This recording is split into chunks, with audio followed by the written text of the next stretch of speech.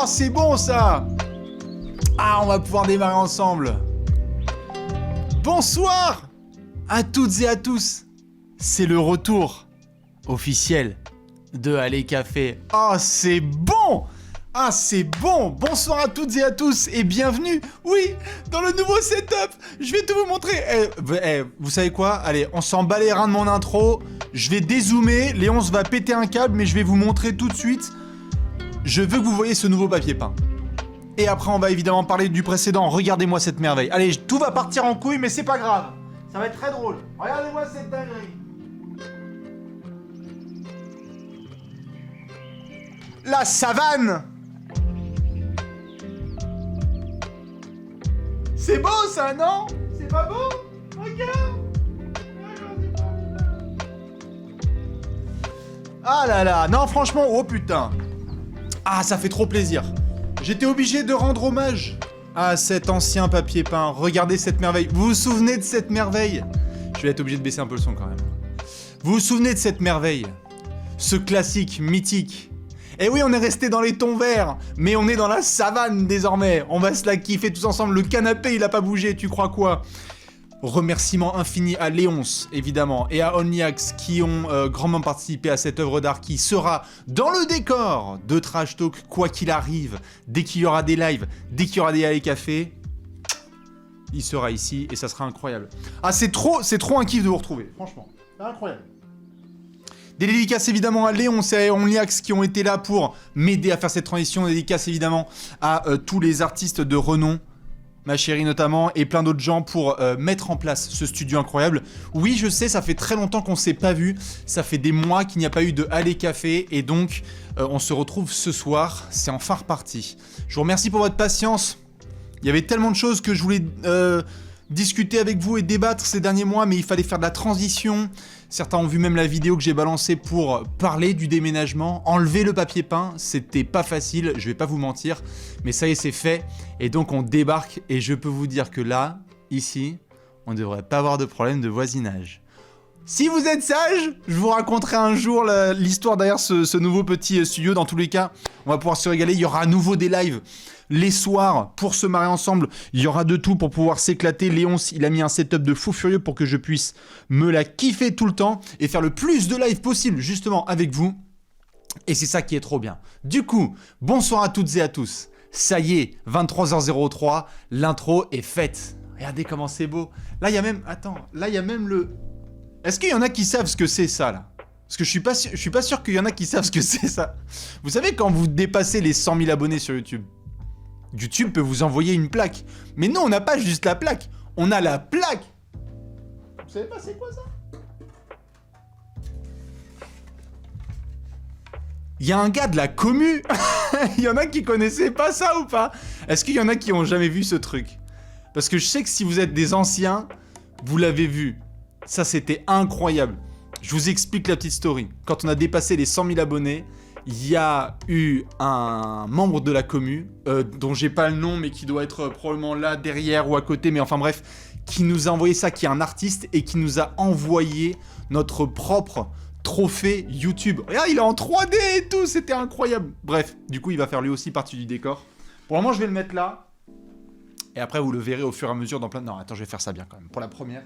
Mais après, j'ai un peu peur, ça va partir en couille. Ah, attention, ça pèse un peu 8 kilos. Ah. Allez, hop, on va pouvoir enchaîner. Du coup, je vous laisse prendre vos marques un petit peu, mais moi, je vais devoir reprendre aussi mes petites habitudes avec, pour commencer, le petit point classement. Oui, mesdames et messieurs, nous sommes le lundi et on reprend le lundi soir les petits Allez Café avec un point classement. Nos amis les Minnesota Timberwolves qui caracolent en tête de la conférence Ouest avec le Oklahoma City Thunder et les Denver Nuggets qui sont pas loin. À l'Est, on a Boston qui les roule avec Philly, dont on a bien parlé, et nos amis les Bucks qui commencent aussi à trouver un petit bout de rythme. Derrière, un Giannis Antetokounmpo pas tout à fait mauvais. On viendra évidemment parler des équipes absolument mauvaises comme les Pistons ou les Wizards, ou aussi les Spurs et les Blazers, ainsi que les Grizzlies, dans quelques minutes. Voilà pour le petit point classement justement. Je sais que vous avez été nombreux à regarder les matchs. Ça fait un mois de compétition, ça y est, au bout d'un mois de NBA, on peut revenir sur certains éléments. Alors, moi, je voulais tout de suite vous poser une question puisque vous êtes nombreux à me rejoindre là et ça me fait grave plaisir. Merci à tous les loulous et louloutes qui sont en direct avec moi sur Twitch. Si vous deviez me dire qu'est-ce qui vous a le plus fait kiffer, un élément qui vous a le plus fait kiffer sur ce premier mois de saison NBA, c'est quoi? Est-ce que c'est Chet Holmgren? Est-ce que c'est Wemby? Est-ce que c'est la défense d'Orlando? Est-ce que c'est l'intégration de Porzingis à Boston? Est-ce que c'est... Je regarde un petit peu ce que ça dit dans le chat qui est juste là. Avant, je regardais là. Maintenant, il est là, le chat. C'est incroyable. On me parle évidemment de LeBron, dont on va reparler évidemment dans quelques minutes, de Monsieur De'Aaron Fox qui revient bien, de Chet Holmgren qui est en train de jouer des coudes, évidemment avec Wemby dans la course au rookie de l'année. On va reparler de Minnesota qui fait un début de saison de malade, de Tyrese Maxey, évidemment de Kevin Durant qui donne pas non plus l'impression lui de prendre sa retraite prochainement, de Dion Brooks, des Rockets et d'Alperen Sengun tout à fait qui font le travail, de Bam Adebayo qui continue à faire du sale, de Craig Porter Jr. pour celles et ceux qui ont regardé les Cavs jouer hier soir face aux Nuggets, tout à fait. Il y a plein de choses, je vois, sur lesquelles on peut se retrouver. La connexion Rudy Gobert Karl Anthony Towns, ça aussi, on va pouvoir en reparler. Mais ça y est, au bout d'un mois, on a fait les conclusions hâtives. Vous les avez vues avec Alex, on s'est bien régalé. Il y en a qui commencent à se cimenter un petit peu, hein, des choses où on disait hop, est-ce que c'est si sérieux que ça ou pas? Ce qui est sûr, c'est que les matchs vont s'enchaîner. Et vous le savez, lorsque le lundi, je fais le point un petit peu sur les actualités, on doit parler forcément de ceux qui font des grosses performances. Mesdames et messieurs, qui dit lundi, dit forcément grosse vidéo sur ta chaîne YouTube préférée. Et aussi, les joueurs de la semaine. On applaudit dans le chat, messieurs, Jalen Brunson avec De'Aaron Fox.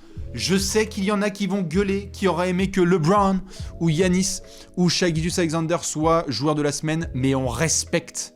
On ne fait pas de clubisme. Attention, je vous vois venir. On fait ça bien et proprement. On reparlera évidemment de cette petite vidéo qui a créé bien des débats ce lundi midi.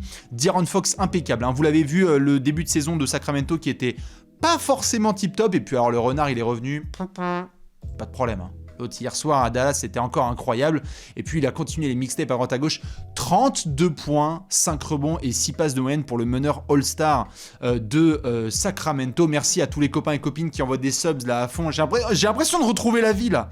On se retrouve sur Twitch, il y a des commentaires, il y a des anciennes qui sont là. Vous voyez, j'ai été tellement mal poli que j'ai pas dit bonsoir à tout le chat avec d'où vous venez. On va le faire dans quelques minutes pour que je retrouve un petit peu mes petites habitudes. Mais quand même, De'Aaron Fox... Je sais qu'il y en a qui voulaient voir LeBron joueur de la semaine. Il a été incroyable. Et on va reparler de King James dans quelques minutes. Mais 4-0 les Kings. 4-0. Oh, je sais que KD aussi, il a été fort. Mon cher Simon qui est là. Mon cher Onyax aussi qui est dans le coin. Ça fait plaisir. Team Tron aussi, tous les anciennes qui sont dans le coin. Je vais vous dire bonsoir juste après. Mais De'Aaron Fox, c'est très bien. Jalen Brunson, 3 victoires en 4 matchs. C'est nickel chrome. Et donc, 29 points, 54% de réussite à 3 points. C'est du très bon travail de la part d'un autre ami gaucher, hein, puisque c'est bien d'être gaucher en ce moment en NBA. Vous aviez les mêmes joueurs de la semaine ou vous aviez quelqu'un d'autre? Je pose la question, j'ouvre le débat. Nous sommes ouverts à des avis venant d'autres franchises. Je sens que ça va être un running gag toute la saison, ça, je sais pas pourquoi, mais je le sens très bien. Giannis et Durant, on me dit, du Shai, bien évidemment dans le chat, il y avait du KD et Shai qui reviennent souvent, Giannis qui revient également, Jordan Poole, merci pour le troll. Monsieur Embiid, on est quand même redescendu un petit peu hein, au niveau des standards, ma foi, et puis il y a eu des défaites aussi à Philadelphie, attention. Oh, là on a quand même des bilans, attention, il y a des bilans perfects. On parle de Sam Hauser et de Jalen Brunson aussi, on parle de Podziemski, bref voilà, on est dans la période troll, donc dans tous les cas j'ai l'impression que ça ne brusque pas trop les gens. Bravo à De'Aaron Fox et Jalen Brunson, on se retrouvera lundi prochain pour voir qui sera à nouveau joueur de la semaine. Vu que j'ai parlé de manque de politesse, reprenons les choses dans l'ordre. On a montré le papier peint qui est incroyable, on a montré l'ambiance. Vous, où est-ce que vous êtes ? Mesdames et messieurs, dites-moi, on va reprendre les habitudes. D'habitude, c'est vrai que je le fais avec la tasse de café dans la main, mais j'étais trop concentré. Bonsoir à mes copains de Lille, de Limoges, bonjour de Doha, salut à mes amis d'Amsterdam, de Montpellier, de Colombie, de Liège, d'Angoulême, de Montréal, de Nice et de Namur, de Tahiti, il y a des gens qui viennent même d'une autre planète, de Vancouver, de Besançon, dans la même phrase, de Détroit, de Strasbourg, bonsoir à mes gens de BX et de VX, des Hautes-Alpes et de Marseille, de Saint-Romain, ça c'est beau, du 56, du Danemark, Les gens de la commu viennent de partout. N'est-ce pas extraordinaire? C'est ça qui est bien. De Saint-Ouen, de Toulouse, de Cussec, du Vietnam, de Marrakech. Évidemment, les copains et copines de Marrakech, avec ce qui s'est passé récemment, pensez évidemment et très très ému pour vous. Les copains du Mans aussi. Ah, comment ça, RIP? Non, c'est bon. Ah non, il n'y a pas eu de bug, hein. Me dites pas qu'il y a eu un bug. Dites-moi dans le chat que c'est bon. Non? Oh non, faut F5? C'est bon? Tout va bien? Ok. Le live a crash. Mais si on relance, c'est ok. Excellent. Bon bah je note les 11, hein. J'ai rien compris. Ça a craché, c'est ça? Putain, merde. La première, ça se termine avec 0 viewer. C'est parfait. Merci à fond. C'est très très bien. Bon bah si c'est revenu, tant mieux. Installez-vous tranquillou. Et comme vous l'avez vu, ce lundi, on a parlé ensemble de clubisme. Je remonte un petit peu cette vidéo parce que, enfin en tout cas, ce petit visuel qui a été magnifiquement réalisé par Monsieur Léonce le MVP à la prod, avec des belles têtes de Nigo à droite et à gauche, avec Trae Young et les fans d'Enix. Fuck Trae Young, qui étaient évidemment nombreux pour l'ambiancer sur ses premiers playoffs en carrière. Je sais pas ce que vous avez pensé de cette vidéo. Moi j'ai trouvé ça formidable d'avoir des avis vachement différents sur les réseaux sociaux. Il y a eu un peu de tout et j'ai trouvé ça hyper saisissant de voir déjà premièrement l'effort des gens de la commu basket, hein, je généralise, où je trouve qu'il n'y avait pas eu juste des oui, non, pas d'accord et puis va manger de la merde, quoi. Excusez-moi, je schématise, mais parfois il peut y avoir un peu de ça. Il y a eu des choses qui ont vraiment été vachement bien développées et je tiens à remercier chacun parce que c'était, on me le dit, voilà, cette vidéo était une masterclass, je vous remercie, j'ai adoré le sujet et c'était cool d'en parler, congrats. Formidable, parce que avec Alex, on essaie justement de rentrer avec les grosses questions dans des sujets qui vont aussi dépasser un petit peu les top 10 all-time et les top 100. Ils vont revenir, si vous êtes sage, hein, parce qu'on sait que ce sont aussi des classiques indémodables, et donc il faut aussi espacer un petit peu pour pas dire tous les ans, le meilleur ailier fort, c'est lui. Et je vous remercie à toutes et tous, celles et ceux qui ont fait des commentaires, envoyé des commentaires sur YouTube, sur les réseaux sociaux, d'avoir développé vos avis. Le clubisme, donc je vous invite à aller sur la chaîne YouTube de Trash Talk et de me dire justement ce que vous pensez de tout ça. C'est vraiment l'aspect dérive du supporterisme. J'ai l'impression que les gens n'ont pas forcément tous compris ce qu'était le clubisme. Pourtant, on a fait une vraie partie définition avec Alex. Et donc, pour celles et ceux qui ont eu un petit peu de mal, je le répète, hein, ne pas confondre supporterisme avec clubisme. Supporterisme, on est tous supporters. Je suis fan des Hawks, t'es fan de, je sais pas, Lorient, l'OL, Manchester United, les Knicks, voilà, hop, t'es supporter, pas de souci. Le clubisme, c'est une manière de voir les choses de manière excessive, uniquement sous le prisme de ton équipe. C'est-à-dire, tout de suite, tu te mets au-dessus de la mêlée et tu dis, toi, t'es pas fan des Knicks, donc si t'en parles, tu dis de la merde. Ou bien, tu fais une critique sur ma franchise, t'es un hater. C'est là qu'on devient vite lassé par ces débats un petit peu stériles. Et c'est vrai qu'avec les réseaux sociaux, on a ce sentiment-là un petit peu fatigant. Parfois d'être dans des discussions qui ne vont pas très très loin. Et donc on a eu des avis de plein de gens, de la Fédération Française de la Loose, de Rémi Réverchon, d'autres gens. Je tiens à faire un coup de chapeau aussi à toutes celles et ceux qui sont dans d'autres disciplines. Parce que moi évidemment j'ai le prisme du basket. Mais je sais pas si y en a qui sont multisports là dans la commune, soit ceux qui sont en live, soit ceux qui regardent en replay. Je sais qu'on a parlé aussi pas mal de Formule 1 avec tout le phénomène Drive to Survive, où j'ai vu beaucoup de gens m'expliquer en hyper détaillé. C'était vachement intéressant qu'il y avait un côté très puriste avant, et puis avec Drive to Survive sur Netflix, il y a eu justement une médiatisation plus grosse, et donc un côté très c'est soit Verstappen, soit Hamilton, soit Verstappen, soit Hamilton, soit Verstappen, soit Hamilton, et que c'était pareil aussi en tennis. Ça, je m'y attendais absolument pas.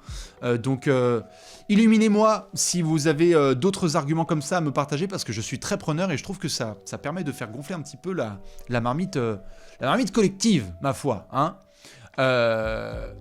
Je sais pas si avec le rugby. Ouais, le rugby, ça reste quand même assez... Oh, quoique, clubisme, moi je veux bien voir, hein, parce que je pense que dans le rugby, il y en a qui doivent être très, genre, t'es de Toulouse, t'es pas de Toulouse. Mais bon.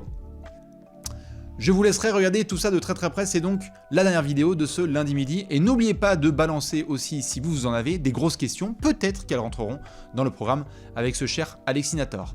Avant de se pencher sur les actualités, je tiens à mettre un petit zoom sur le programme de la semaine, parce que vous l'avez vu, les semaines s'enchaînent. On a la première édition du In-Season Tournament, la fameuse NBA Cup, dont on verra les phases finales début décembre à Las Vegas. On aura l'occasion de faire un point aussi ensemble hein, sur est-ce qu'on a bien aimé, est-ce qu'on n'a pas aimé, est-ce que c'était super, pas super. Les parquets là, est-ce que tout le monde est passé chez l'ophtalmo? Voilà, ça on pourra en reparler sans problème. Merci à celles et ceux qui nous rejoignent maintenant. On va parler justement de programme de la semaine. Parce que cette semaine, vous le savez, j'aime bien encadrer certains matchs parce que ça y est, les matchs sont un petit peu tard la nuit. Et parfois, on hésite à rester éveillé. Et donc, qu'est-ce qu'on a? Eh bien, cette semaine, déjà, première chose, j'ai envie de vous dire, regardez-moi ce mercredi soir de malade mental. 14, je répète, 14 matchs NBA ont lieu mercredi soir. Ils sont là. Ça va être n'importe quoi, avec notamment ici, vous allez me dire, qu'est-ce qu'on en a à foutre de Memphis contre Houston, frérot? Le Dillon Brooks Game! Les retrouvailles entre Dillon Brooks, notamment, et nos amis de Memphis, ça va être incroyable. Le Washington-Charlotte, tout à fait, qui va être immanquable. Boston-Milwaukee, regardez-moi cette dinguerie absolue. Denver, qui a du mal en road trip, qui va se déplacer à Orlando, meilleure défense de toute la NBA. Minnesota contre Philly, c'est pas une dinguerie. De'Aaron Fox, joueur de la semaine, qui va essayer de se taper Herb Jones, déjà qu'on va en parler ce soir. On aura aussi le déplacement du cirque de Chicago à OKC. Le petit Wemby Game face aux Clippers après une première édition qui s'était mal passée. Golden State qui va essayer de survivre face aux Suns. Et puis regardez-moi ça là pour finir, le petit Lakers Mavs là. Ça mercredi, ça va être absolument incroyable. Et oui, vous le savez, un mercredi c'est Panzani. Donc j'essaie de remettre mes yeux là où il faut. Parce qu'avant j'avais l'écran là et puis la caméra ici, etc. Donc parfois si je regarde là, c'est parce que c'est OBS comme on dit. Lakers Mavs, ça va être pas mal du tout. On va avoir un gros programme cette semaine.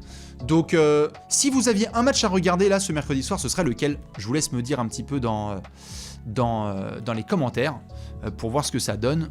Parce que c'est vrai qu'on va avoir pas mal de gros matchs. Le Boston-Milwaukee, hein, j'ai l'impression, ouais, voilà, clairement. Le Philly Timberwolves, je suis d'accord. Les Lakers face aux Mavs. Le nouveau papier peint, j'avais zappé. Oui, regardez comment il est magnifique. C'est beau, hein. Philly-Minnesota. Boston-Milwaukee, le Kings Pels, à tout hasard ça va être bien, et puis le cirque Washington-Charlotte, je suis bien d'accord, parce qu'on aime l'humour. Et justement, en parlant d'humour, on va avoir d'autres petits matchs à venir cette semaine, dont notamment des matchs des Pistons. Hein, je sais que ça n'intéresse pas grand monde, mais Détroit qui va jouer à Indiana notamment, Détroit qui va jouer ce soir contre Denver. Détroit, pourquoi je vous parle de Détroit? Vous allez me dire pourquoi je vous parle de Détroit, Bastien, tu peux être des plombs. Parce que lorsqu'on parle de l'actualité, impossible de ne pas parler de Monsieur Captain Obvious of the Year. Mesdames et messieurs, on souhaite la bienvenue à Monsieur Cade Cunningham qui vient de comprendre la franchise dans laquelle il est. Alors oui, je vais me permettre, mais c'est le retour de la café, donc aussi des punchlines gratuites dans la gueule de ton équipe préférée. Et notamment les Pistons, qui, après 11 défaites d'affilée, ont eu droit à cette belle dédicace de la part de leur leader. On est mauvais. Je cite, récupéré par The Athletic en sortie de défaite. On doit se montrer réaliste par rapport à cette situation. C'est difficile de dire on est bon, vous comprenez? Parce qu'on est nul à chier, on est mauvais, il a dit, mais on a les traductions. Et il faut régler ça, pas seulement avec les mots, mais aussi sur le parquet et dans les huddles, donc les petits moments en équipe.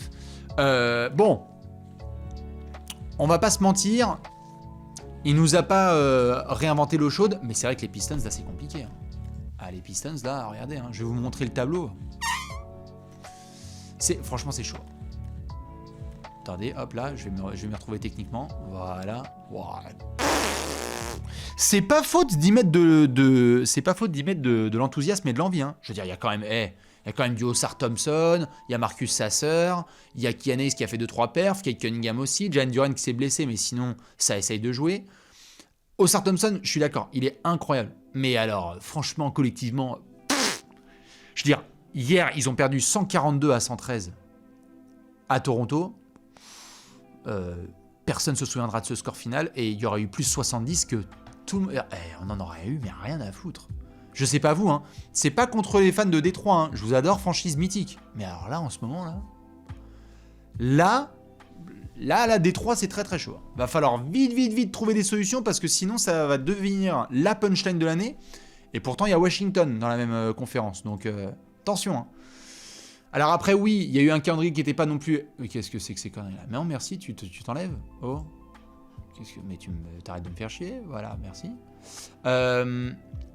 On a quoi? On a Denver, Indiana. Bon, tu vas avoir Washington qui va débarquer. Mais il faut s'y mettre, hein, parce que regardez, après, ça peut vite se corser. Hein. La série des fêtes de Détroit, elle monte jusqu'à combien? Je veux l'avis de la commu. À combien s'arrêtera-t-elle? On est à 11 et il joue Denver dans... là, c'est marqué là. Il joue Denver à 1h du mat. Ça monte à 20. Non, respectez-les. 82, bah c'est pas possible. Réfléchissez, merde. 13. Allez, 13. 13 défaites de suite. Ça veut dire que ça va battre Washington. Je peux l'entendre. Dans tous les cas, Détroit, avec les déclarations de Kate Cunningham, ça va être à surveiller très très près parce que, attention, lui, il est en train de gentiment péter un plomb. Est-ce que vous connaissez Monsieur LeBron James?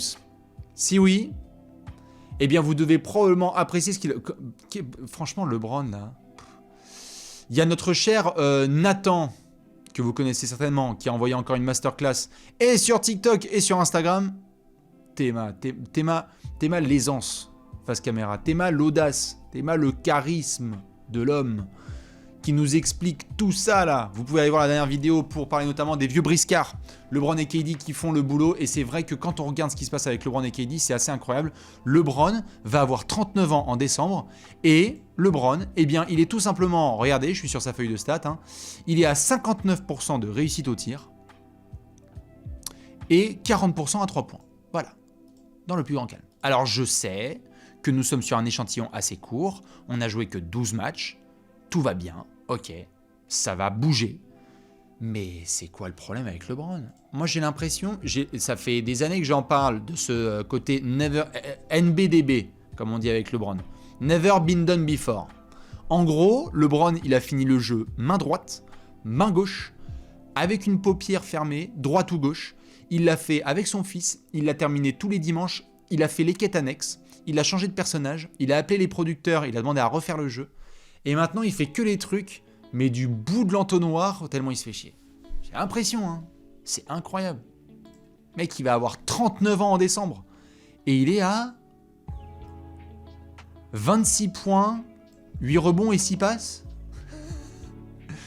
LeBron est à 26 points, 8 rebonds et 6 passes dans sa saison numéro 40 000, sachant qu'il était à 27 points, 7 rebonds et 7 passes il y a 20 ans.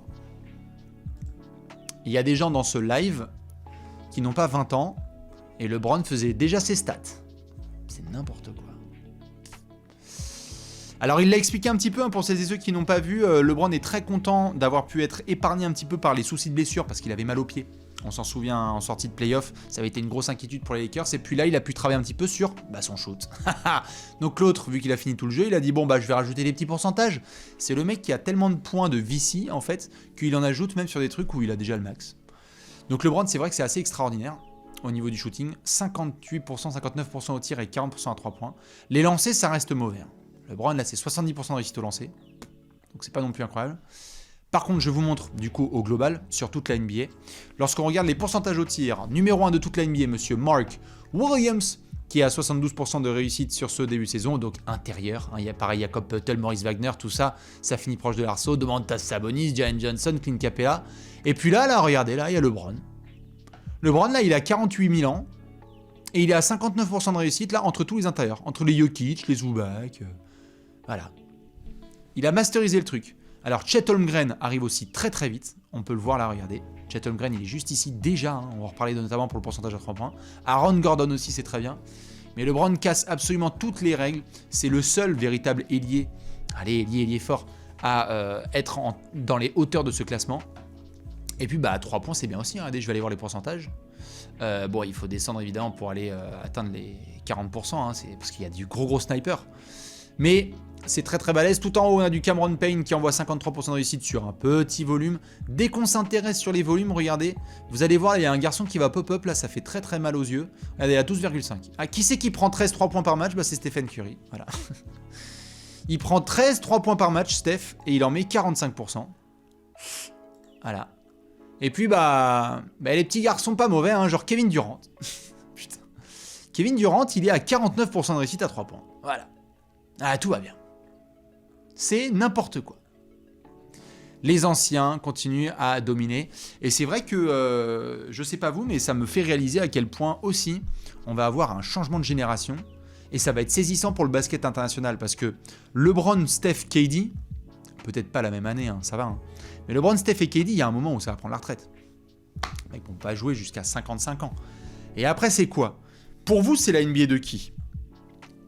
Je vais dire plutôt, c'est les États-Unis de qui? Anthony Edwards? Jason Tatum? Chet Holmgren?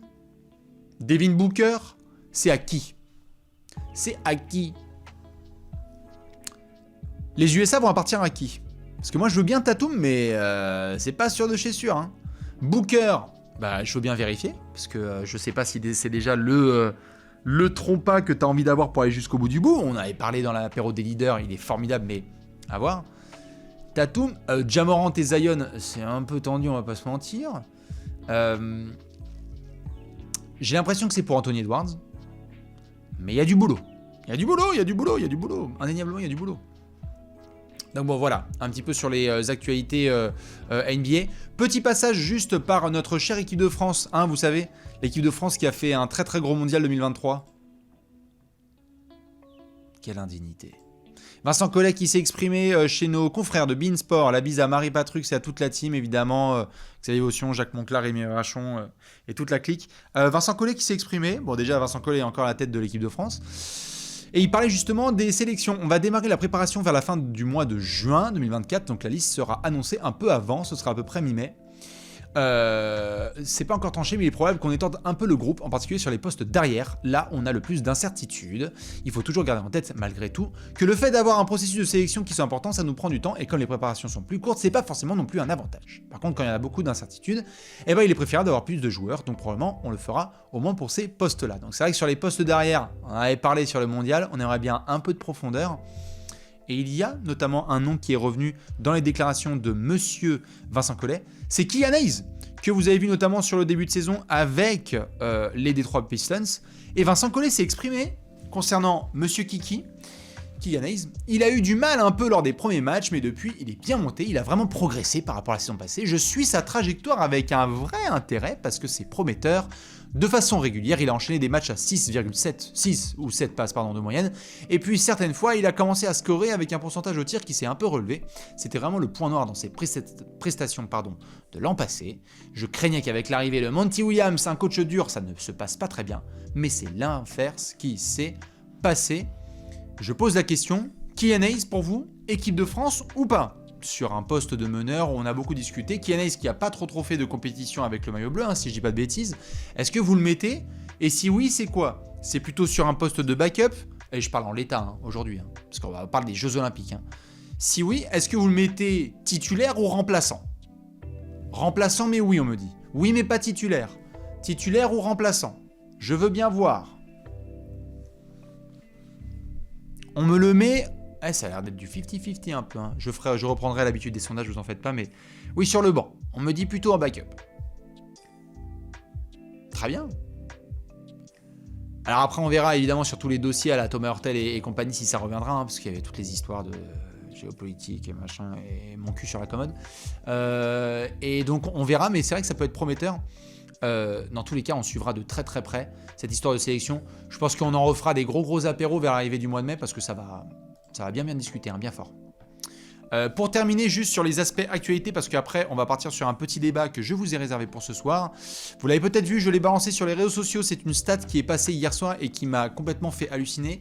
Voici les joueurs sur ce début de saison qui marquent le plus de points par tir tenté. Alors évidemment, un tir tenté, hein, je vous rappelle que soit il vaut 2 points, soit il vaut 3 points, hein, on ne compte pas les lancers francs. Donc soit 2 points, soit 3 points. Eh bien, regardez ça, au bout de 1 mois de compétition, Monsieur Kristaps Porzingis, quand il shoot, en général, la moyenne, ça va être 1,65 points. Ça veut dire que soit tu as du 3 et après ça va se réguler, soit on est sur un Porzingis élite. On le voit un petit peu avec des post-ups. Boston le met tellement bien en avant, Porzingis, c'est parfait. Son association avec certains joueurs de Boston est déjà létale. Sabonis, pas de problème. Chet Holmgren est 3e. Vous vous rendez compte? Chet Holmgren, alors je sais qu'il y en a qui aiment bien me dire oui, mais Chet Holmgren, quand même, il a eu 1 an pour observer tout ça. Enfin, le mec, ça reste un rookie. Il n'a pas joué l'année dernière. Il a pu observer les gens, mais il était en pull col roulé, les frères. Alors que là, il est sur le terrain.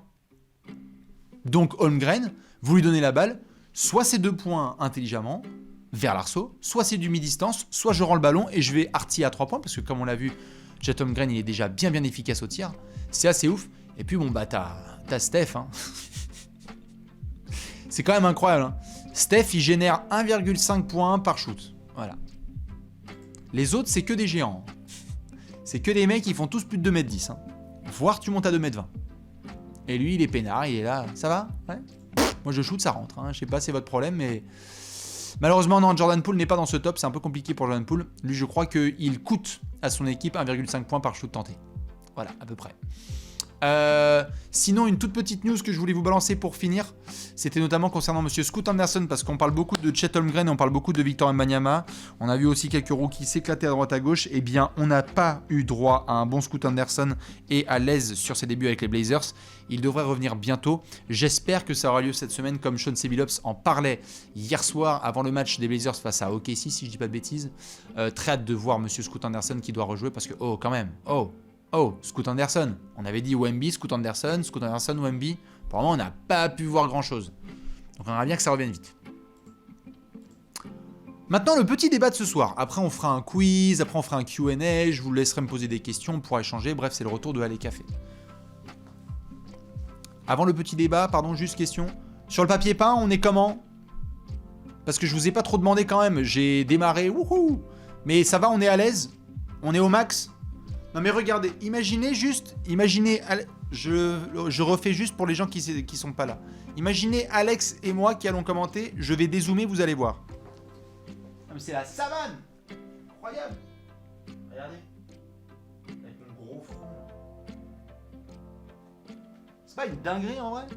Regardez. Si moi je suis là avec Alex là. Non mais en vrai. Non, parce que je sais qu'il y en a qui m'ont clashé là sur mes histoires de papier peint. Mais en vrai, regardez, encore une masterclass. Voilà, il va rentrer dans l'histoire. Dans la savane, on est ensemble. Let's go. Allez, je vais rezoomer. Ensuite, on va faire un petit débat ensemble. Alors.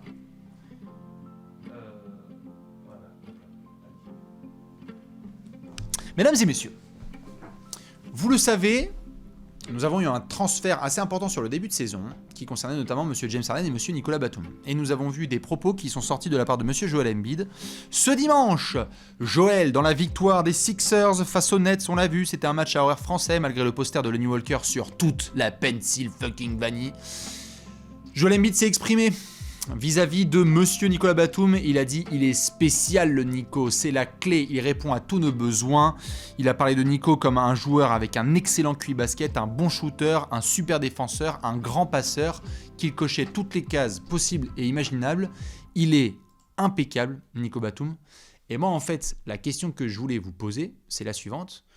C'est en fait, on a parlé de ce trade comme étant le James Harden trade, mais en fait... Est-ce que c'est pas le Batum trade? Parce que quand Nico a été transféré, j'ai l'impression qu'on a tous eu la même réaction. Enfin, en tout cas, on a été nombreux à avoir la réaction suivante, qui était de dire quand même, Nico, c'est dur. Le mec, il est installé aux Clippers. Il vient de démarrer sa saison. Il y a ses enfants qui viennent de faire leur rentrée. T'es posé avec ta femme, ta famille et tout. Pas facile pour la famille Batum, vraiment compliqué. On t'envoie à l'autre bout du pays. Tu veux faire les devoirs avec tes enfants, bah tu vas les faire en FaceTime. Et en fait... Est-ce que, j'ai l'impression, est-ce que c'est pas enfin sportivement en tout cas, est-ce que c'est pas le meilleur trade qui aurait pu arriver à Batum? Il y aurait eu quoi comme meilleur trade en fait qui aurait pu arriver à Nico? Parce que là ça fit de ouf. C'est incroyable. Les joueurs sont trop contents. Regardez, il a été absenté un petit peu là. Regardez, il y a eu 3 matchs sur lesquels il n'était pas là. Bah, il y a 2 défaites. Alors il y a eu une victoire à Atlanta, mais sinon il revient et ça cartonne. J'ai l'impression que c'est parfait pour Nico. C'est parfait. Donc je sais pas déjà sur cette première question ce que vous en pensez.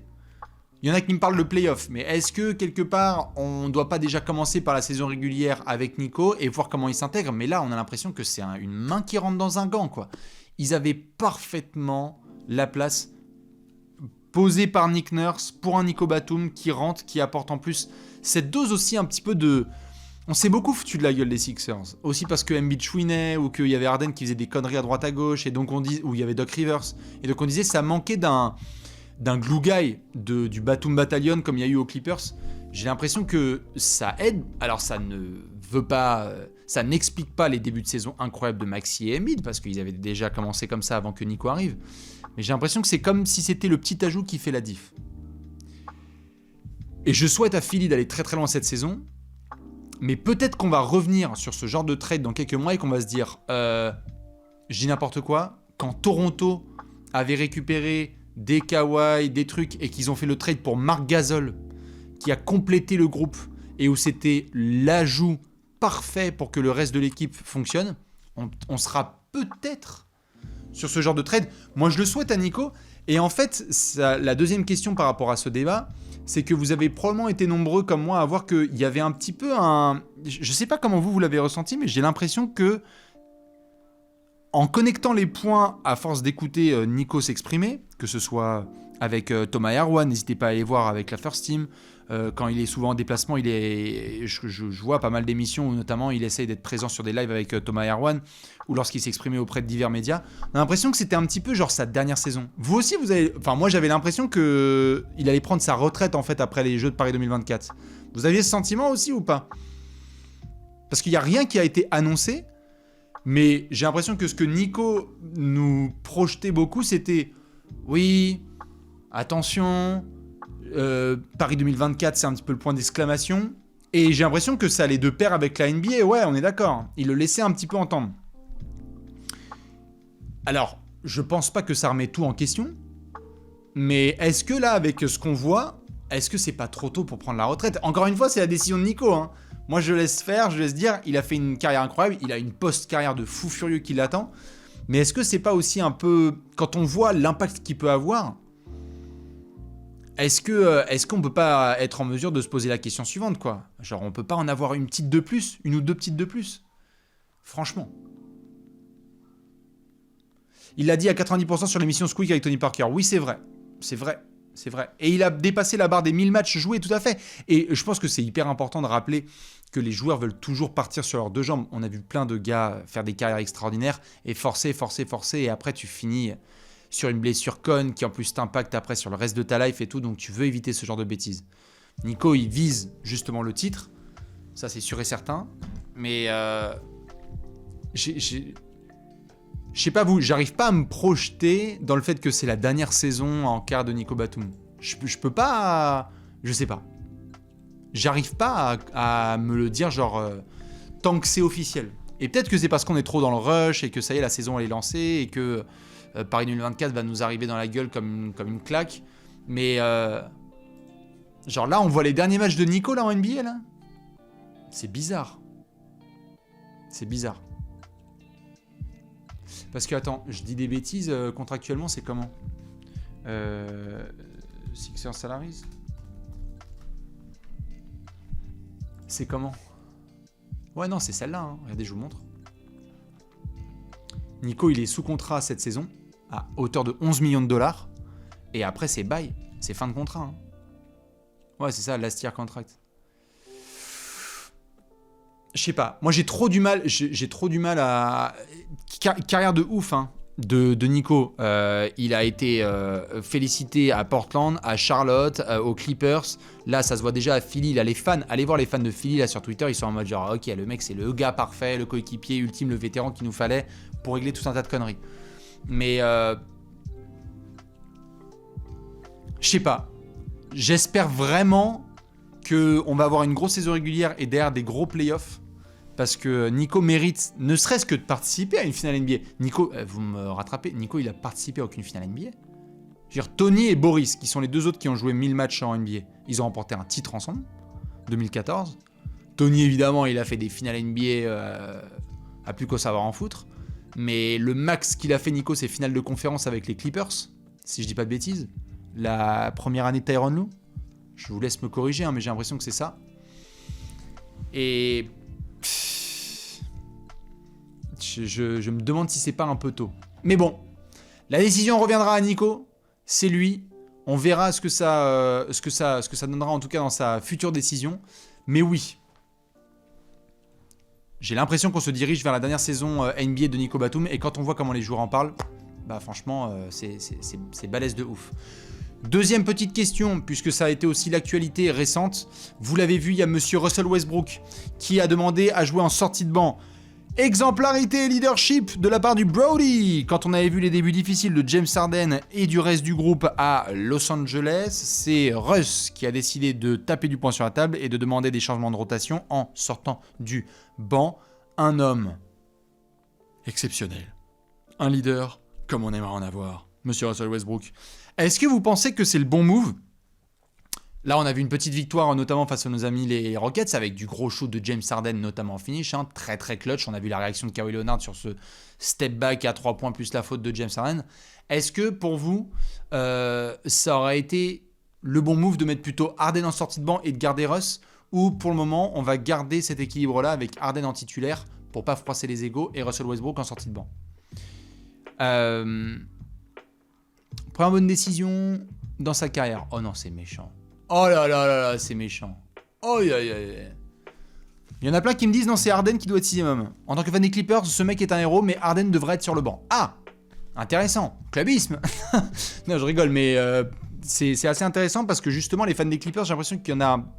Il y a des avis qui sont très très très dispersés à droite à gauche. Ils jouent même pas 20 minutes Russ là. Bah oui, c'est ça qui fait mal. Et d'ailleurs, c'est souvent ce qui fait mal aux stars, hein, aux superstars. Hein. Allez voir c'était quoi? C'était l'interview d'Allen Iverson, où il parlait de lui à la 3e personne, où il disait je ne connais pas de MVP qui a été en sortie de banc, je ne connais pas de meilleur score de l'NBA qui a été en sortie de banc, je ne connais pas de... Je sais pas s'il y a des anciens qui se souviennent de cette interview-là de Iverson qui refusait de sortir du banc parce que c'était trop chaud en fait, au niveau égo. Et ça a été pareil pour Dwight, ça a été pareil pour Melo, ça a été pareil pour plein de gens. Et là, ça peut être dur parce que parfois, une fois que tu prends ce rôle-là, il n'y a pas de retour en arrière. C'est très très compliqué. Une fois que tu as été 6ème homme, c'est très très chaud de revenir. Parfois ça marche quand tu es jeune dans ta carrière. Genre là, Schroeder, il a été 6ème homme avec OKC, puis il est redevenu titulaire. Et on est en droit de se demander si c'est vraiment un meneur titulaire en NBA. Mais souvent, ce sont des changements qui chamboulent une carrière. Oui, tout à fait, Simon, c'était avec... je crois que c'était avec Denver qu'il refusait de sortir du banc et qu'ensuite ça a été Memphis puis Détroit, si je dis pas de bêtises. Mais il faudra vérifier. Quand il jouait à Memphis, je crois. Bah, vous avez probablement raison, c'est peut-être Memphis. Fin de carrière d'Iverson qui était compliqué. Tu mets Harden en 6ème homme avec Norman Powell à la Eric Gordon et Zubac. Le banc des Clippers devient Houston 2016 Prime. Magnifique. Magnifique. Quand t'es en paix avec ta legacy, tu peux sortir du banc sans problème, même en ayant été une superstar auparavant. Je suis d'accord. Mais il y a énormément de jeux d'ego là-dedans, hein, qu'on soit clair. Hein. Il y a énormément de jeux d'ego. Genre, on a vu que même avec Chris Paul, ça avait été un petit peu tendax au début, et puis ça a fini par rentrer.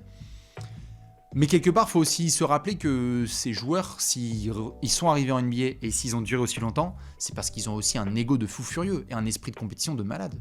Et que c'est des personnes, en fait, tu leur dis tu vas arriver 2ème, ils font mais t'es ouf ou quoi? Moi je suis premier jusqu'à mes 80 ans, je te défonce au 100 mètres haies si tu veux. Et c'est là que Russ a montré quelque chose d'hyper exemplaire, parce que je sens que ça peut l'aider dans la façon dont on le voit. Ça avait déjà été le cas avec les Lakers, même si ça n'avait pas été très très bien vécu. Et peut-être que ça va marcher pour les Clippers. J'espère, parce que sinon c'est Harden qu'on va envoyer en sortie de banc. Et là ça va être chaud. Là, on va tous dire eh oh, frère, il faut... Souviens-toi des débuts. Hein. Les débuts à OKC, Harden, t'étais 6ème homme. On avait Kevin Durant et Russell Westbrook dans le 5 majeur. Et c'était giga la vie, vive les finales NBA. Peut-être qu'il faudrait se rappeler de ça aussi. Hein. Je dis ça, je dis rien. Et c'est pas du... Puisqu'on est dans le lundi du clubisme, ce n'est pas de l'anti-Harden primitif. Ça a vraiment été difficile, ça. Hein.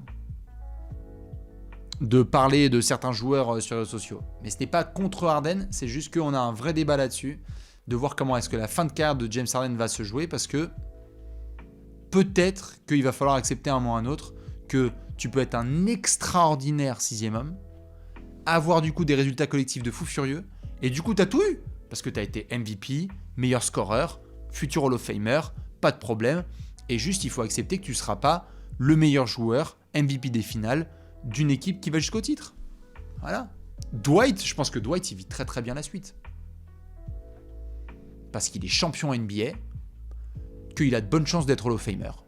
Il est champion NBA avec les Lakers, il a été franchise player d'une équipe qui a été jusqu'en finale NBA, il a été multiple défenseur de l'année, on s'est foutu de sa gueule, il est revenu, on l'a applaudi tellement il a géré, il a décidé de vivre la good life, c'est où? C'est à Taïwan qu'il est, Dwight? C'est à Taïwan qu'il est, Dwight Howard? Ou Taipei? Je sais plus. Où est-ce qu'il est? Ouais, Taïwan. Oui, c'est Taïwan, hein, je crois bien. Bah lui s'en sort très bien. Et Melo...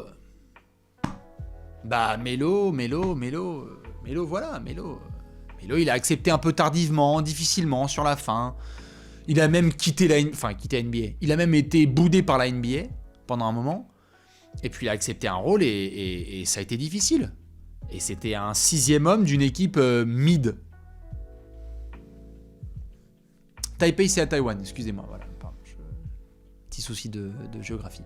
Dans tous les cas, on suivra nos amis les Clippers avec les décisions qui vont être prises par monsieur Tyronn Lue. J'aimerais vous proposer un petit quiz et j'en ai un excellent pour la reprise des Allées Café. Est-ce que vous voulez faire un quiz ? J'ai un quiz et après on pourra faire du Q&A et répondre à pas mal de questions. Attention mesdames et messieurs, je vais pouvoir vous envoyer ça. Oui, ouais, OMG me dit Vapad, incroyable. Sportclub, oui monsieur, les fans des Pélicans qui sont chauds. Boum, je vous présente ça tout de suite, le lien il est dans le chat. Attention, je vous montre ce que ça va donner parce que habituellement je suis beaucoup plus rapide. Mesdames et messieurs, nous sommes chez les back-to-back leaders. Alors, c'est assez simple. Cette catégorie se définit ainsi. Pour chaque catégorie NBA, point, rebond, passe, est-ce qu'on peut nommer les joueurs de NBA qui ont mené cette catégorie statistique 2 saisons de suite? Je vous donne un exemple concret, comme ça vous allez comprendre. Monsieur Tyrese Haliburton a mené la NBA en passe décisive l'année dernière, a mené la NBA en passe décisive cette saison. Ça veut dire qu'il est back-to-back assist leader.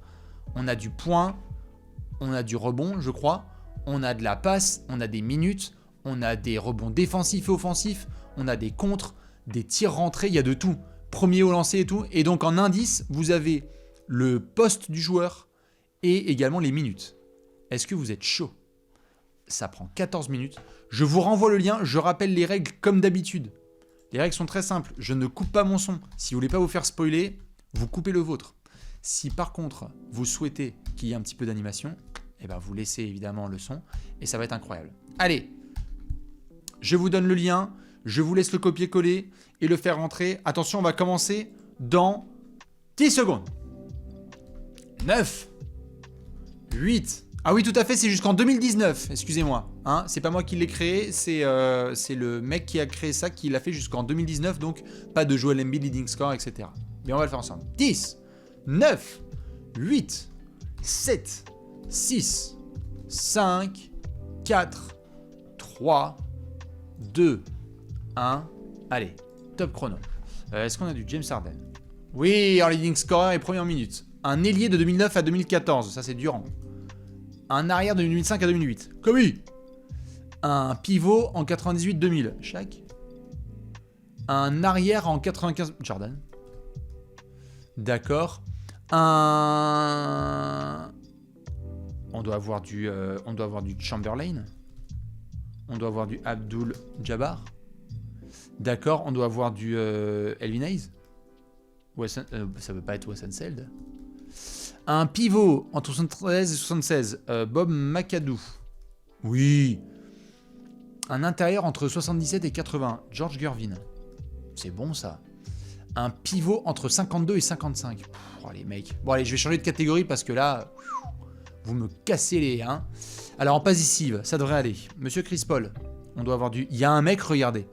Entre 87 et 96. Qui c'est qui a pu mener la NBA en passe décisive? C'est John Stockton évidemment. Jason Kidd, il l'a pas fait consécutivement. Ah. Deron Williams, il l'a fait? Non plus. Bah. Un meneur entre 2009 et 2012? Steve Nash. Oui, monsieur. Ah, il l'a fait 2 fois. Un meneur entre 85 et 87. Mark Jackson. Non. Larry Bird, c'est mort. On y reviendra sur les passeurs décisifs. Dennis Johnson? Non. Magic Johnson, pardon, n'importe quoi. Allez, 83 à 85, Mochix. Non plus. Qui en a un grand passeur?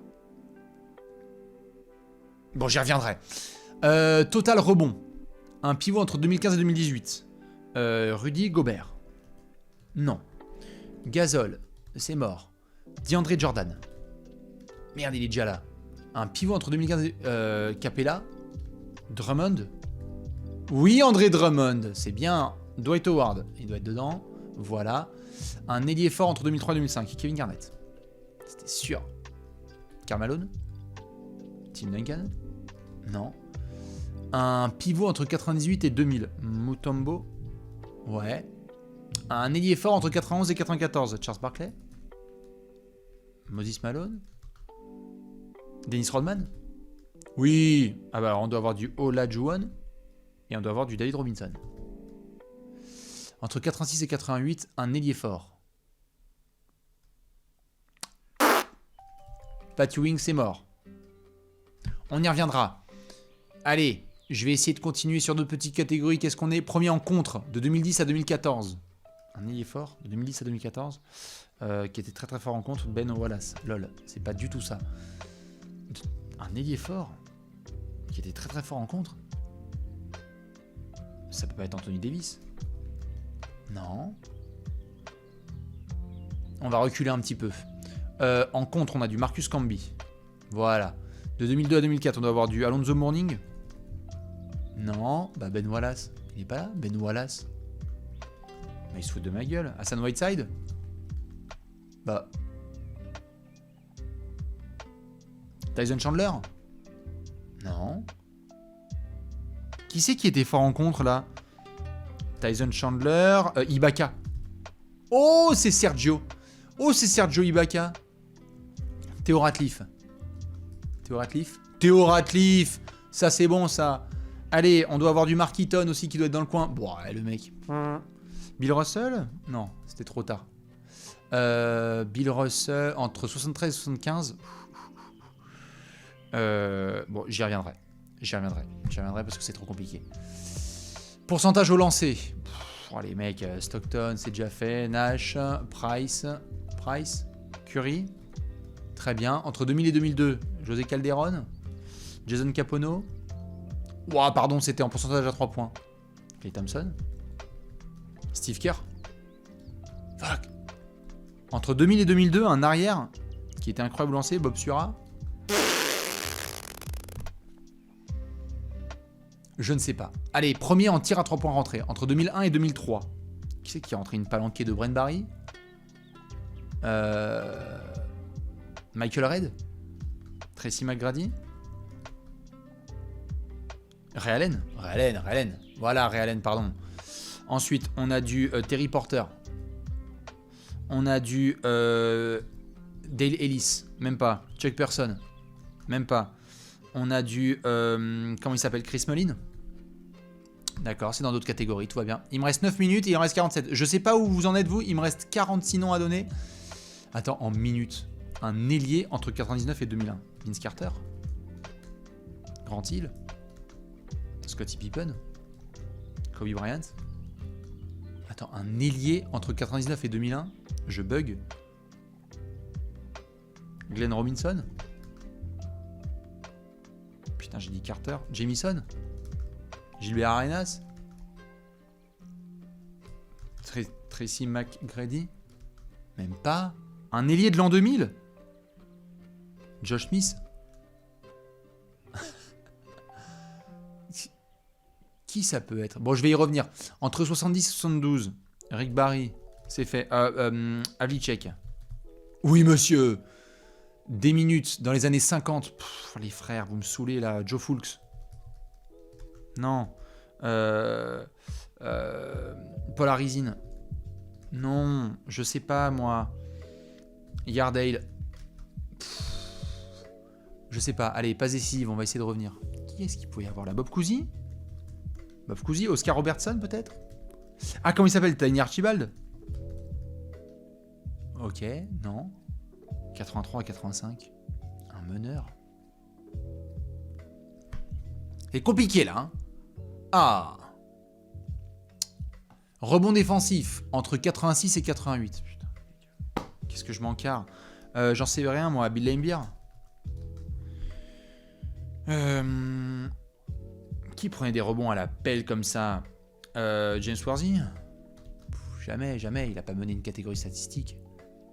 Il y a un gars là en rebond entre 86 et 88. Qui c'est qui prenait? Ralph Sampson? Olajuwon? Moses Malone? Bobby Jones? McHale? Indiana, Portland... comment il s'appelle? Je vais faire tous les... Alors, Dantley. Ok. English. Alex English, c'est bon. Il y a... Comment il s'appelle? Terry Cummings? Non. Qui a comme légende Gus Johnson. Buck Williams. Drexler, j'ai déjà mis. Fils Lamajama, c'est déjà fait. Non. Ah là là là là là. Allez, il reste 6 minutes. J'avance pas. Les tirs tentés. Meneur entre 2016 et 2018. Qui c'est qui a artillé comme un fou furieux? Tir tenté? Jordan Poole. Qui c'est qui a artillé comme un zinzin là? Vous l'avez lui? Entre 2016 et 2018. Westbrook? Mais oui, c'est Russ. Mais qu'il est débilos. De 98 à 2000. Un arrière qui a envoyé à plus qu'au savoir en faire. Jerry Stackhouse. Oh, ah, c'est en lancer franc qu'il est bon. C'est les petits cadeaux de la vie là. 84-86. Qui a Bernard King. Putain, foutez-vous de ma gueule. James. 98 à 2000. Et aïe. Ah bah oui, tout simple. Pivot. Qui on avait comme pivot? George Mikan. George Mikan, c'est très très bien. Wes Unseld. Elvin Hayes. Qu'est-ce qu'on a d'autre? Allez, on enchaîne. Purée. Il m'en reste 27 en 5 minutes. Ça va être chaud. Putain, les lancers francs entre 2000 et 2002, là. C'est qui était bon à ça, là? C'est Kevin Durant. Il n'était pas là encore, le mec, il avait 2 ans. 2000 et 2002. Qui c'est qui est bon à ça? Brevin Knight. Purée, je sais pas, moi. Entre 2000 et 2002, un fou furieux au lancer. En plus, c'est ma génération, là. Oh! Pourcentage à 3 points entre 2013 et 2015. Mais c'est pas possible. Duncan Robinson. 3 années de suite, il avait le meilleur pourcentage à 3 points. Et c'est un ailier / ailier fort qui a mis des... Lillard. Steve Kerr. Larry Bird. Qui on avait comme gros sniper? Capono.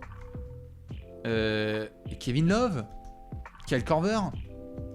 Ok, Korver. Allez, 3 points tentés. 2002-2003. Un ailier fort. Mais je sais pas, moi. Ryan Anderson, les frères. Sam Perkins. Très but que ce soit Kendrick Perkins, c'était. 3 minutes 55, ça va pas du tout. Hein. Premier en minutes. Un ailier, là. Paul Pierce. J'étais sûr de moi. Sprewell. Qui on avait? Wade.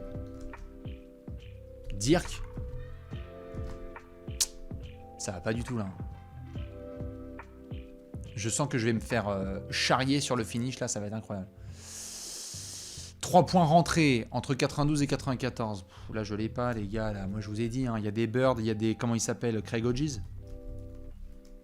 Non, il n'y a pas Craig Hodges. Dan Mayerley. Ah, ça c'est pour les professionnels. Allez, on enchaîne. C'est pas Ellis? Qui c'est qui mettait du 3 points? Hornacek? Merde. Chris Ford? Entre 88 et 90. Qui a envoyé une palanquée de 3 points là. En plus, c'est genre les mecs à l'époque, ils mettaient genre 1-3 points, tu sais. Ça me rendait ouf. Dennis Scott?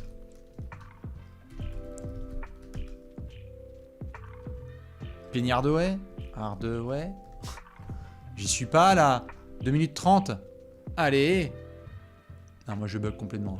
Premier en minutes entre 99 et 2001. Chris Webber? C'est les équipes fortes à ce moment-là à Portland. Il y a je sais pas moi, il y a Rachid Wallace, Stu Demeyer peut-être. Il a mené aucune statistique lui. Je ne comprends pas. En passe décisive entre 83 et 85. Putain, Washington, Boston, Cleveland, Mark Price, c'est déjà dit. Détroit, Isaiah Thomas. Oui. Détroit, Denver, Dallas. Comment il s'appelle? Le mec qui était défenseur de l'année. Ah, bordel, un des tout premiers, là, Milwaukee, là, Sydney Moncrief. N'importe quoi. Jacques Sigma. Non plus. Allez. Qui j'ai pas fait comme légende. 1 minute 30. Je suis à 127. Hein. Je sais pas où est-ce que vous en êtes. Il y a un ailier fort qui me passe sous le nez, là. C'est incroyable. Oakley. Oh, c'est Charles Oakley. Incroyable, c'est Charles Oakley. Un pivot entre 79 et 80. Artis Gilmore. Même pas, c'est pas grave. Oh, c'est bon, ça. Ah, comment il s'appelle Daryl Dawkins. Non. Evan Hayes. Non. Bill Walton. Non. Cooper. Non plus. 50 secondes. Ça va pas du tout. Ça va finir en eau de boudin. 2000 à 2002 en lancer franc. Franchement, je craque. Craquage à 3 points. Craquage absolu. Alors là, je l'ai pas.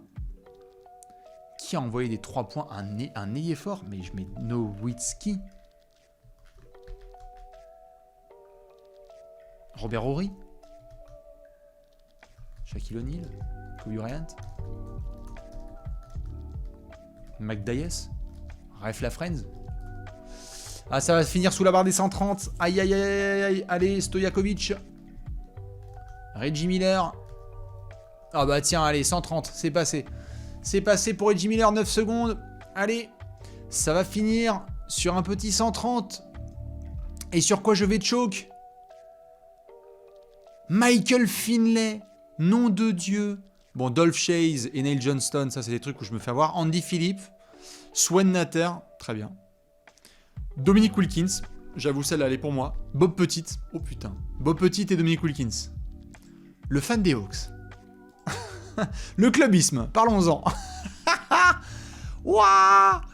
J'ai oublié mes légendes. J'étais trop concentré sur les autres. World Be Free, bien joué. Ouais, Neil Johnston, d'accord. Bon, bah écoutez, Neil Johnston, voilà, si vous avez trouvé, c'était formidable. Vernon Maxwell. Antoine Walker. Vous êtes arrêté à combien? Je regarde un petit peu là dans le chat. 132 là, première victoire de ma part contre toi. Magnifique, ceux qui ont fait plus de 130. Oh, c'est très beau. Ce jeu est trop dur, je suis d'accord. On en fera d'autres. Ça va être incroyable. On en fera d'autres, des petites sessions de quiz. Je vais vous laisser quelques petites minutes pour poser des questions si vous voulez dans le chat. Et on terminera cette première édition de Allez Café dans ce nouveau décor. Avec justement un petit bisou. Qu'est-ce que ça fait là? Pardon, il y a eu un bug d'écran. Si vous avez des questions, allez-y, n'hésitez pas. Et je vais pouvoir vous répondre. Référence du pull.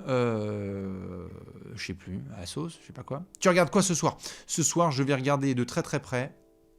Attends, j'attends de voir une fois que le sub est passé. Je vais regarder de très très près Détroit, 11 défaites de suite qui accueille Denver, où Denver, le road trip se passe mal. Minnesota contre New York, ça va être très très lourd. New Orleans contre Sacramento, De'Aaron Fox qui va essayer de se casser les dents. Et puis le Golden State Houston, ça va être très très beau. Tu as pris qui en TTFL? J'avais mis Sengun et puis il était un peu blessé, donc du coup j'ai mis De'Aaron Fox, je crois. Voilà.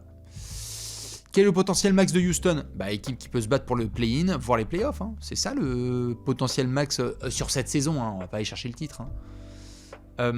Un avis sur Mitchell Robinson, le début de saison. Bah, c'est formidable. Il est trop bien. En fait, avec Mitchell Robinson, le truc, c'est qu'on sait déjà ce qu'il va faire. Et il le fait très très bien. Mais est-ce qu'il va pouvoir le faire sur la durée? Parce qu'on sait toujours, les fanatics qui le savent, qu'il se plaint au bout d'un moment de j'ai l'impression de faire que de la cardio et tout. Mais s'il accepte son rôle, ça peut être un des meilleurs de toute la NBA.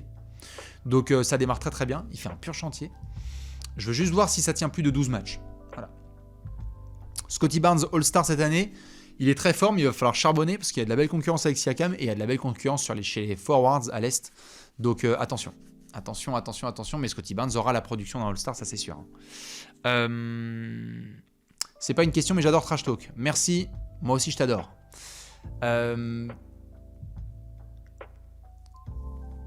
La série de victoires s'arrête à combien pour Boston? Ils sont à combien là actuellement? Ils sont à 6 victoires de suite. Bon, on s'arrête à 10. Au calme. C'est pas mal 10.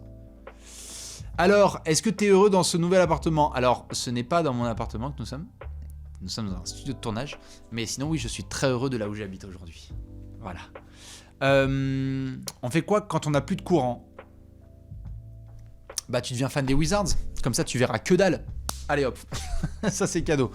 Est-ce que Toumani est le meilleur rookie des Blazers? Bah en tout cas, au bout de 12 matchs, c'est très très bien ce que Toumani Camara nous propose. Il a été titulaire, c'est chouette. Il a mis un petit poster sur Chet Holmgren, là c'est bien, il a pas peur, c'est super chouette.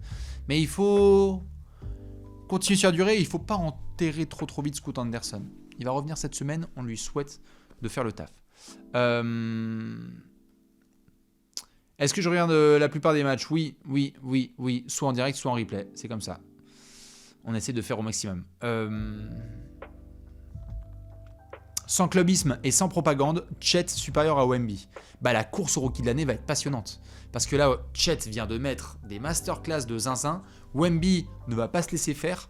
Et les Spurs vont pas trop être bons cette saison. Donc ça va être palpitant à suivre. Et il y aura d'autres rookies aussi qui vont faire le taf. Est-ce que je suis heureux dans ma vie? Oui, et notamment parce que je vous retrouve. Et en fait, le premier mois en NBA, c'est toujours la même chose. Il faut installer les choses. Donc l'émission du lundi est là. Avec Alex et Léonce, on est très contents. Notamment de la grosse question. Il y a plein de choses à venir. Ça se passe bien avec l'équipe. On a plein de projets. On va aller à New York avec Ben et avec des gens incroyables de la commu fin janvier. Je reviens de San Antonio où j'ai vu Greg Popovich et j'ai pu lui poser des questions. Genre, ça va quoi. Et là, je suis avec vous pour faire des allées café. Et ça faisait 6 fucking mois que je voulais refaire des allées café, mais que c'était pas possible. Donc ça c'est un petit peu le... C'est un petit peu l'alignement des planètes, quoi. Donc c'est vraiment très très chouette. Je prends encore quelques petites questions et après je vais vous laisser. Est-ce que Anthony Edwards peut être MVP? Bah en tout cas, si c'est le meilleur joueur comme on le voit de Minnesota, avec Minnesota des bêtes de résultats collectifs, je peux te confirmer qu'il va être dans les discussions. Et qu'il tient tête à des Jason Tatum quand ils sont en rendez-vous, patati patata. Maintenant, on va lui laisser déjà faire une bonne demi-saison. Et s'il fait une très bonne demi-saison, eh ben on pourra en discuter. Mais on le sait, une saison, c'est tout le temps comme ça. Attention. Pas faire trop de conclusions à partir de mi-novembre, ça dure longtemps une saison. Il y a des gens là qui vont faire des perfs en novembre, tu vas complètement les oublier en avril. Et tu vas dire ouais, je sais pas pourquoi on le mettait dans la conversation MVP. C'est comme ça. L'année dernière, fin novembre, la discussion du MVP c'était entre Zion Williamson et Devin Booker. Vous vous en souvenez ou pas? Les anciens là qui avaient vu la saison dernière, on est d'accord, je dis pas de la merde. L'année dernière, là au bout de 10 matchs là, c'était Zion versus Devin Booker, puisque c'était les Pélicans et les Suns qui caracolaient, je crois, en tête, ont été comme des fous et tout, à se dire genre, ouais, est-ce que Zion peut être MVP et tout, c'est n'importe quoi. Bon bah voilà, ça a duré quelques semaines, merci, au revoir. Il y avait Donovan Mitchell, tout à fait, qui mettait des 70 points et tout, c'était n'importe quoi, puis bon, après, il y a Jokic et Embiid qui ont fait, ça va les gamins, ouais, bah allez, vous allez vous pioncer, puis tu fermes ta gueule, puis après ça s'est joué entre adultes et ça s'est très bien passé. Et on a fini avec le podium qu'on connaît. Donc, diesel la course. Allez, quelques petites questions. Qui analyse? Est-ce que ça décolle cette année? Bah, en tout cas, ça va mieux. Preuve étant, Vincent Collet pourrait le suivre et l'intégrer dans l'équipe de France. Donc, on va suivre ça de très près. Mais oui, les Pistons, on va aller regarder là contre Denver, privé de Jamal Murray. Et il y a un coup à jouer pour Kiki. Kiki! Comment améliorer les Hornets?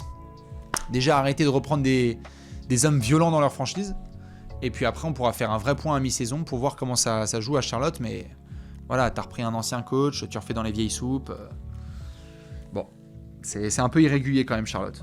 Je vais pas vous mentir. Il y a des choses qui sont bien, là. Retour de Gordon Hayward un peu en forme. Brandon Miller qui s'accroche, Lamelo qui trouve son rythme, Mark Williams, tout ça. Mais ça va prendre du temps. Nouveau management, prenez le temps, là, Charlotte. Allez, une dernière question et après je vous laisse.